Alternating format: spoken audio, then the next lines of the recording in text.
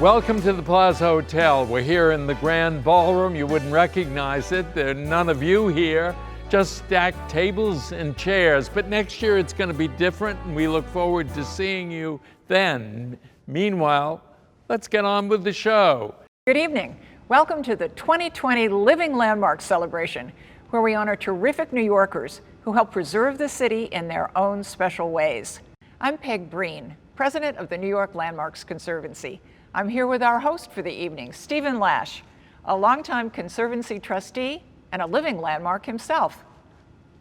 Thank you, Peg. I remember a few years ago, my first job as chairman of the Conservancy was to head a search for a new president, and along came Peg Breen, thankfully, who invented this event. Tonight, we celebrate a very special group of living landmarks, and we welcome you. We're also going to be honoring some landmark heroes, New Yorkers who've been on the front lines during this difficult period.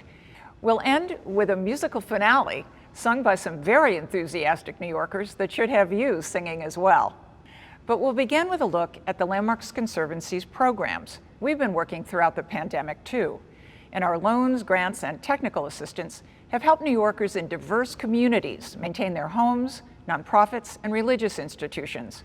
All our projects create local jobs and help the city's economy.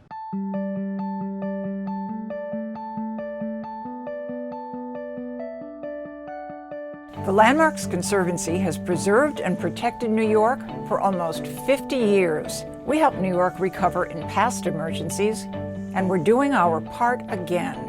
Our grants and technical assistance helped buildings in Lower Manhattan damaged on 9/11.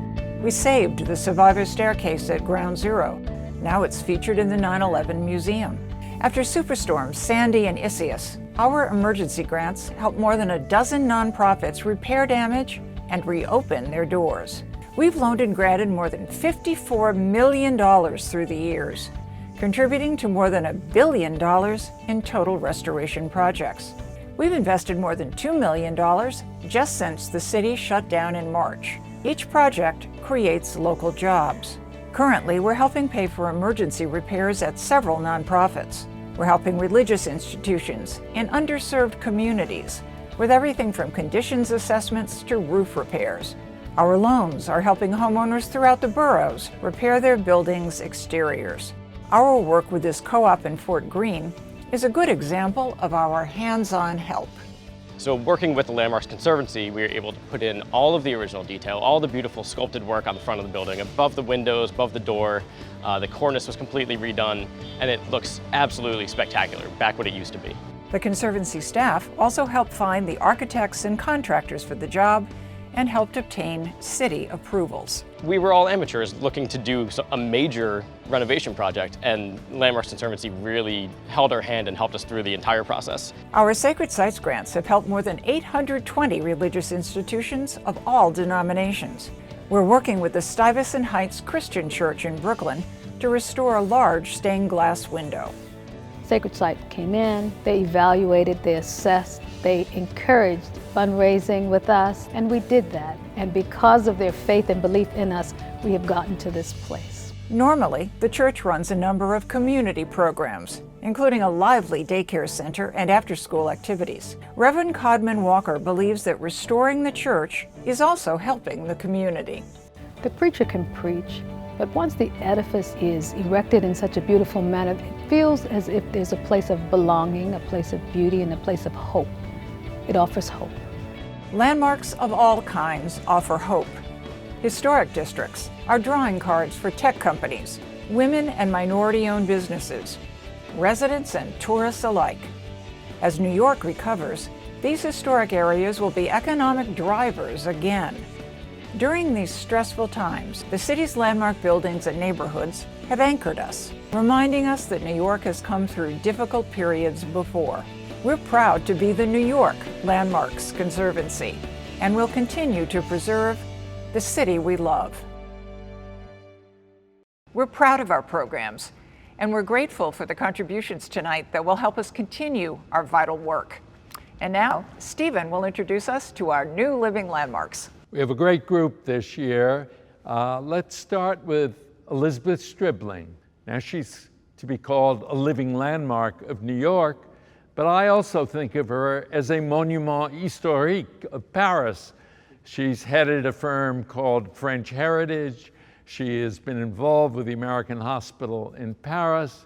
She's a real estate entrepreneur. She has sold her company to another company called Compass.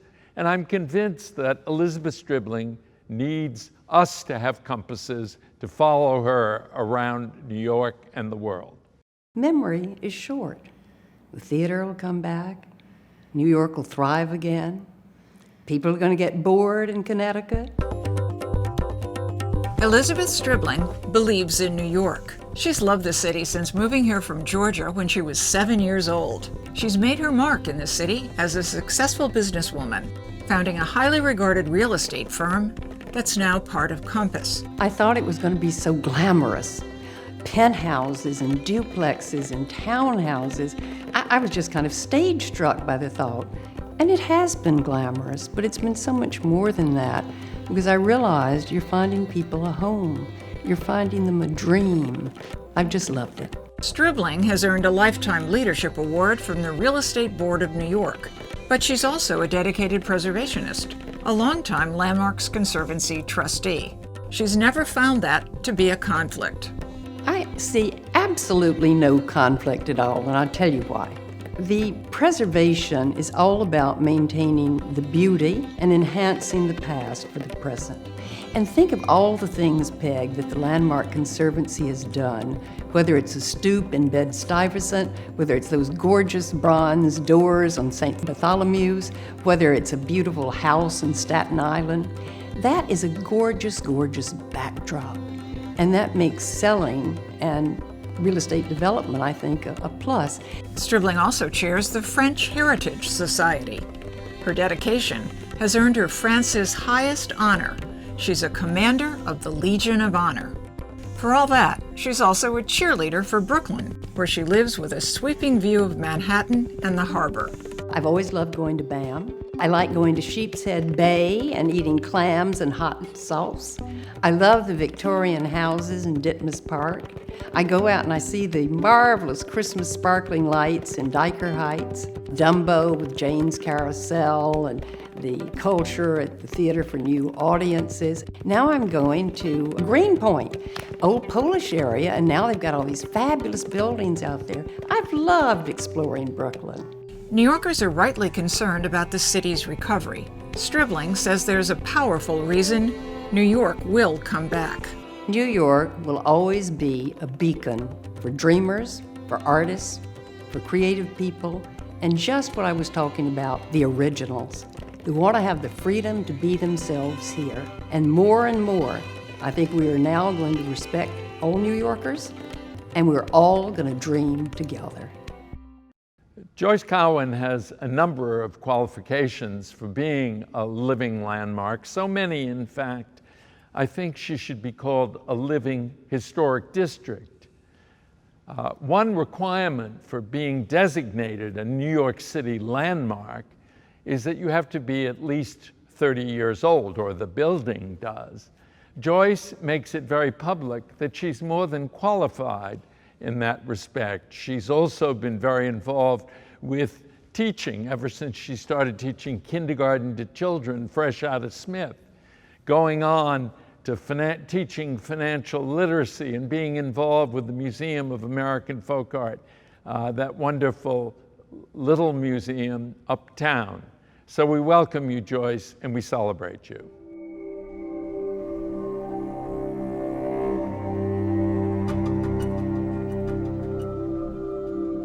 There's so much available here. You just have to have the energy and the interest to look. Joyce Cowin has plenty of energy and interest.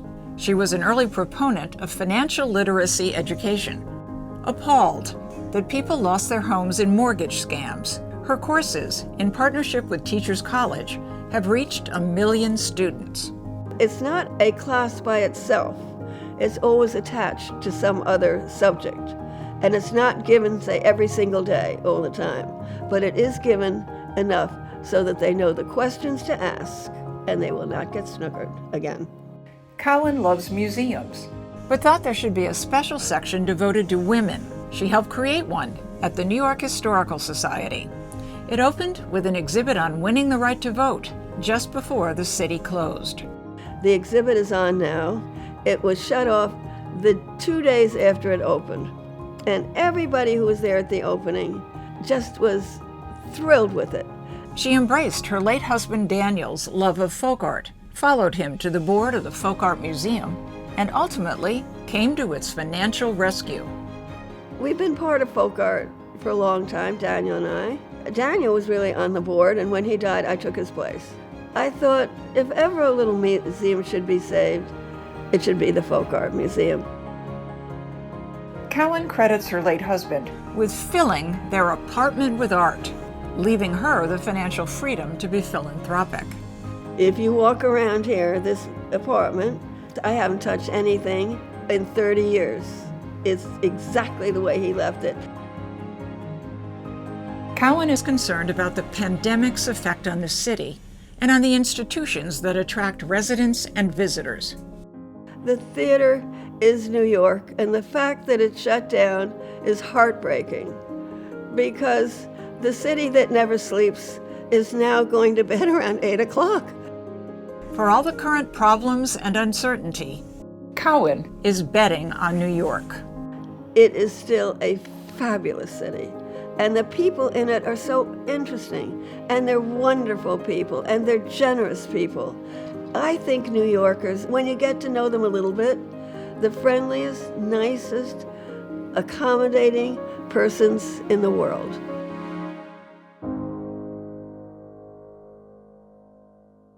We are so fortunate in New York to have a citizen and public servant like Gordon Davis. You know, Gordon Davis didn't originally come from New York.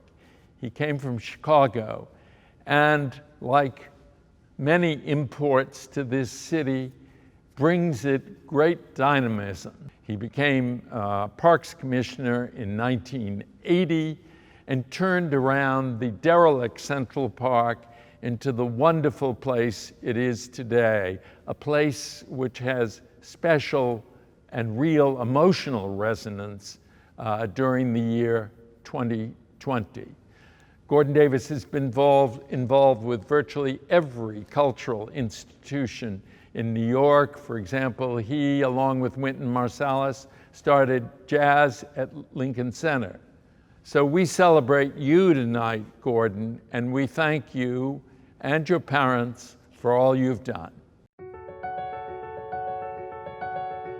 About 4 years back, they put up a sign, a plaque, dedicated to the founders of the Central Park Conservancy. So I was very pumped up and proud. And so I brought somebody to see it. 2 weeks later, it was gone.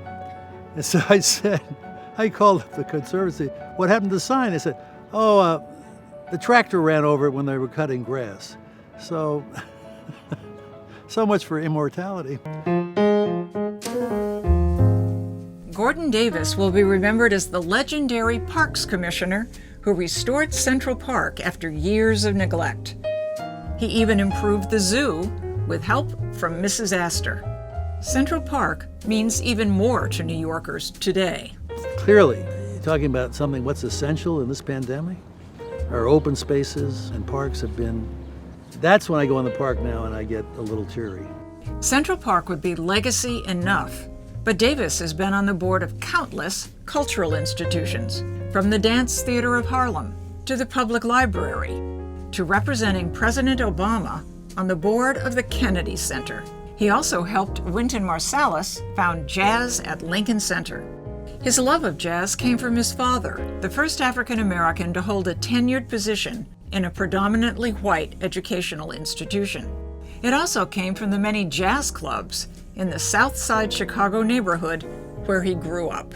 So somebody asked me when I got involved with Wynton Marsalis and jazz at Lincoln Center, where did that come from? I said, came from 63rd and Cottage Grove, the Propeller Lounge. Chicago also gave him an appreciation of architecture and preservation. I played on the Roby House across from my father's office, Frank Lloyd Wright and Louis Sullivan. So does Davis think New York needs to save its best architecture? Do I think it's important to save our architectural heritage? We're sitting in Central Park. I mean, As a student at Williams College, Davis picketed the White House in 1960 in support of the sit-ins then occurring in the South, another family legacy. His Harvard-educated parents did a groundbreaking study of segregation in Mississippi in the mid-1930s. Davis thinks the country's current focus on how racism functions can help the city.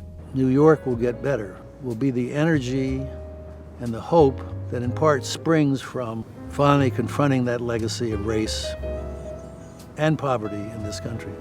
Davis says he's moved by becoming a living landmark, but he insists New York has given more to him. So he'll keep this award in perspective. I once took my daughter and my grandson to the Central Park Zoo, and there's a plaque there with my name on it about the rebuilding of the Central Park Zoo, and we couldn't find it. And finally we found it was covered with weeds. You couldn't see it. So much for legacies, right?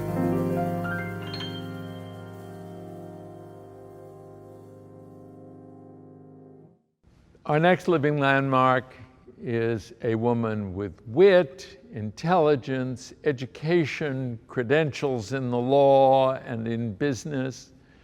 I got to know her through our shared interest in art. She is, of course, today the president of the Museum of Modern Art and a devoted servant of the museum. One word of caution about Ronnie Heyman, though, is be careful about going out to lunch with her. I did once, and we had a perfectly fine time, but before dessert, I found that I had agreed to be her successor in running a nonprofit foreign institution in New York, and I have enjoyed it and her ever since. A good New Yorker contributes to what makes New York a wonderful place. Ronnie Heyman is a good New Yorker. Trained as an attorney, she later ran an industrial company. Now, she devotes herself to philanthropy, supporting a variety of educational, medical, and cultural institutions. She thinks the city's cultural institutions are key to New York's comeback. I feel that that's a vital piece of the puzzle. I think for people's mental health, it's essential. As president of the Museum of Modern Art, she helped oversee its recent expansion and last fall's grand reopening. We reopened our museum last October, and there was so much excitement generated about it, and to see how little children come and go to the creativity lab, and to see school children coming through and docents explaining the art to them was very gratifying for me. Heyman's love for the arts started as a young child. I grew up in the Met, the MoMA, the Cloisters. Natural History Museum was my first museum as a 3-year-old. So, of course, it would be natural for me to be involved in arts institutions because that's the joy of life. As a lifelong New Yorker, Heyman loves the variety of architecture in the city. She thinks saving the best of it is important. I not only think it's important, I think it's totally essential. I like the new, but I'm very much a traditionalist in where I like to live. Heyman was an early supporter of her friend Evelyn Lauder's Breast Cancer Research Center. Earlier this year, she was the first recipient of the Evelyn Lauder Humanitarian Award. It's branched out all over the nation, Canada. I mean, the Lauders did some job in growing this. Heyman has received numerous honors. She was typically modest about becoming a living landmark. I certainly have many thoughts about New York. Love the city and very thrilled that the Conservancy thought of me in this way. And I simply will stand up a little taller and rise to the occasion. Peter and Lenny May are our next living landmarks. Lenny May has a particular interest in Central Park. I learned that walking dogs with her in the park. Peter May is a remarkable guy, devoted to architecture and design. If you go into his office, you see walls lined with incredible prints, often very oversized prints of architecture around the world. He's also the president and founder of Triarch, an investment firm. He's chairman emeritus of Mount Sinai Hospital, a hospital which he basically rescued during a financial downturn. And he is co-chairman of the New York Philharmonic. Peter May and Lenny May, remarkable living landmarks.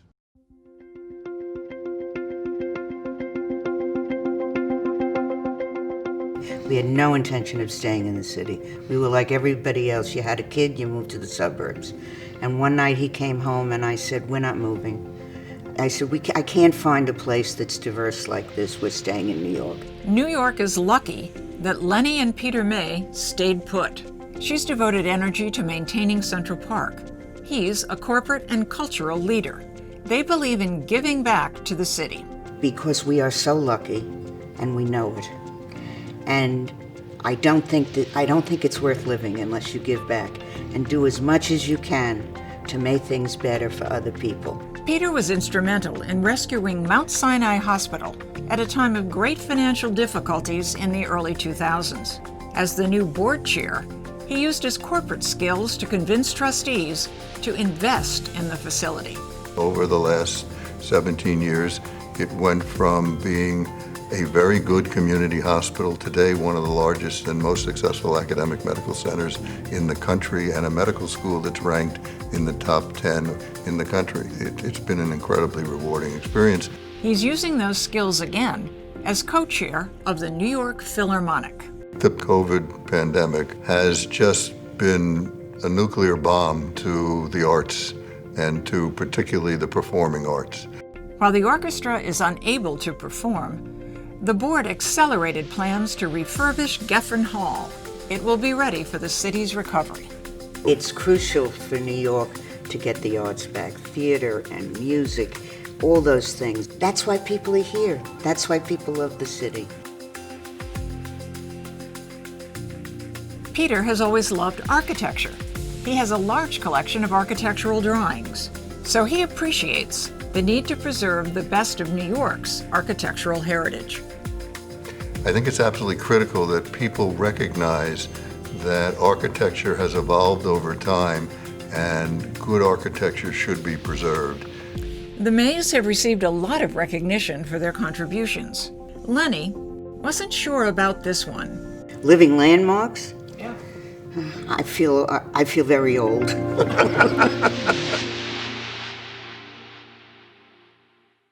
What a terrific group of honorees. Each of them has done so much for the city. Now we're going to introduce you to our landmark heroes, New Yorkers who showed dedication and courage throughout the pandemic. We're proud to introduce you to our landmark heroes. I was never concerned. I just know that there were people out there that needed our assistance, especially our senior population, so it was something that I wanted to do. Detective Tanya Dehaney is a community affairs officer in the 107th Precinct in Queens. COVID has kept seniors in the community in their homes, so Dehaney and her team went into action. We basically went to food pantries. We assisted the pantries with packing bags for the homebound seniors, and then we would hand deliver them to the homes of the seniors or the senior centers. Dehaney has helped many seniors in her 19-year career, even arranging a funeral and burial for a retired police officer who had no family. She also runs youth programs and collects donated prom gowns, so girls who can't afford one can still go celebrate. A lot of police officers take this job to do the right thing. A lot of us. We don't take this job to say that we're gonna go out there and harm someone. I know personally for me, I wanted to make a difference. Dehaney came out of the police academy at 9/11. She and her fellow recruits were immediately sent to Ground Zero. We were basically there for 3 weeks. We were doing the West Side Highway. There was a lot of assignments for the recruits to do. Dehaney says one bad apple ruins it for the majority of officers who are there to serve. No one wants crime. Everyone wants to have a decent quality of life. You have awesome people in the community, hardworking people in the community. But then when you have certain things being done that's just unfair, then this is the backlash that we're eventually going to have to deal with, and now we have to fix the problem and correct it. I have a job to do. Gotta move New York.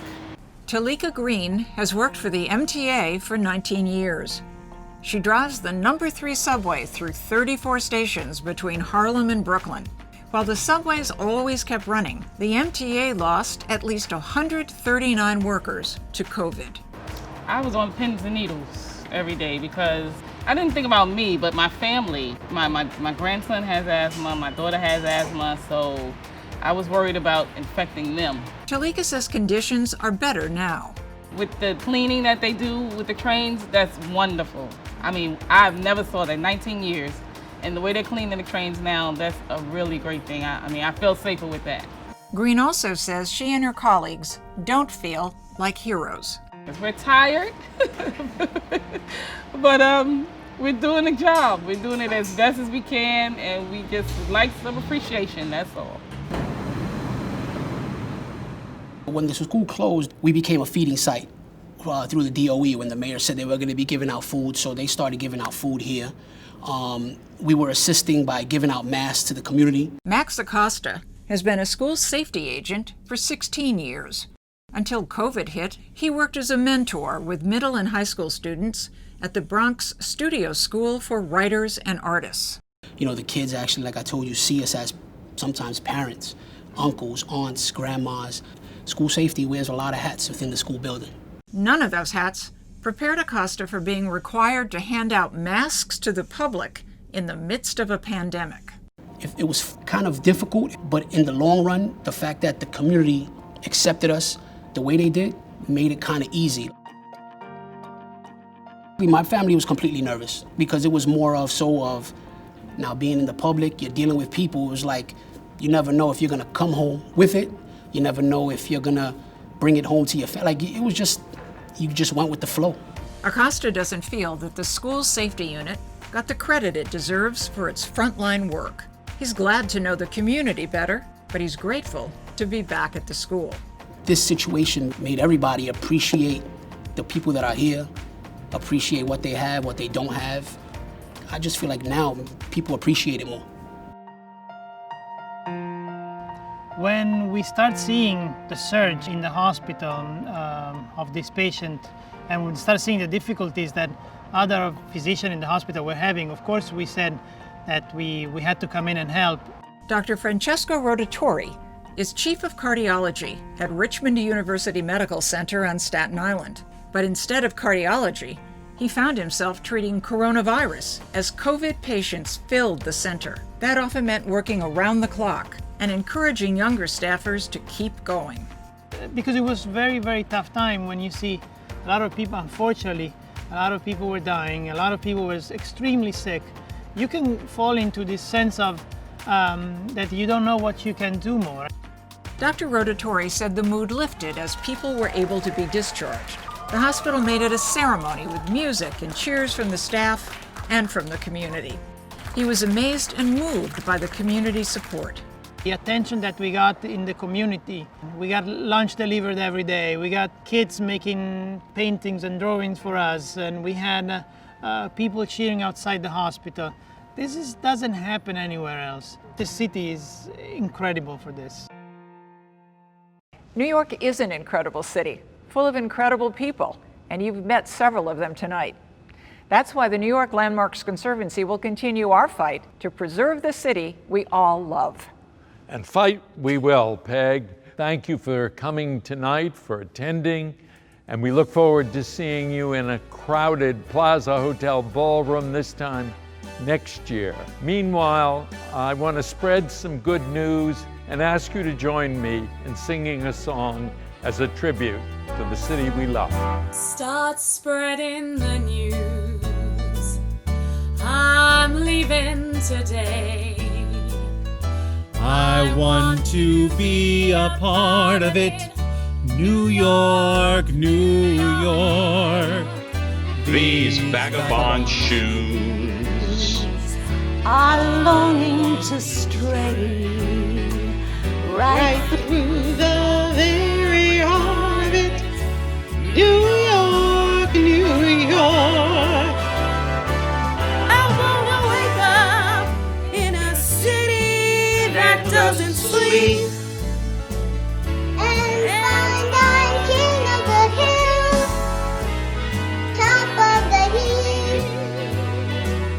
These little town blues I'm melting away.